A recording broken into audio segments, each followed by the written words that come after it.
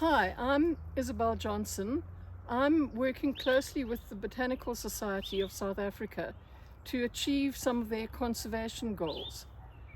As you all aware, South Africa has a very rich heritage of flora and fauna, and it's vitally important that we conserve this.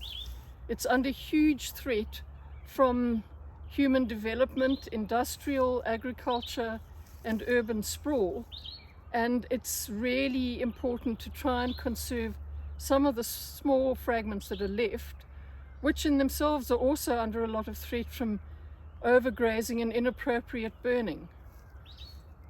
In order to achieve this, we are working with the Biodiversity Stewardship Programme.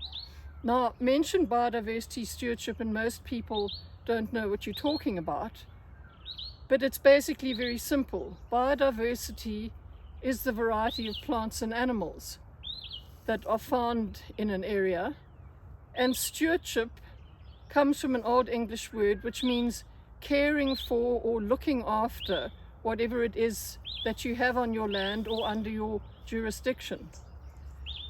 So we approach landowners who have rich biodiversity on their properties, both private landowners and communal landowners, and we quite often have to educate them about what they've got on the land, and they very often become quite excited when they realize that they have valuable assets that they want to look after on their property, and they become very keen on learning more. So there's quite an education side to the work we're doing.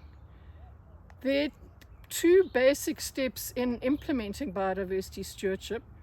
Firstly, there's the formal declaration or conservation agreement between the landowner and either the provincial authority or the Department of Environment, Fisheries and Forestry. And this is quite a legal process with lots of documentation and site assessments and surveying the property. But secondly, and this is almost more important, is the post-declaration support, which is an ongoing association with the landowners to help them manage their biodiversity assets in the most sustainable and best way possible. So we do a long ongoing project with the landowners to look after their land once it's been declared or entered into a conservation agreement. So far, the Botanical Society has had 4 nature reserves declared in KwaZulu-Natal, right across the province, and all of these are floristically very important in that they have critically endangered species and vegetation types, or endangered vegetation types and plant species. So hopefully this is going a long way to help conserve the wonderful flora in the eastern part of South Africa.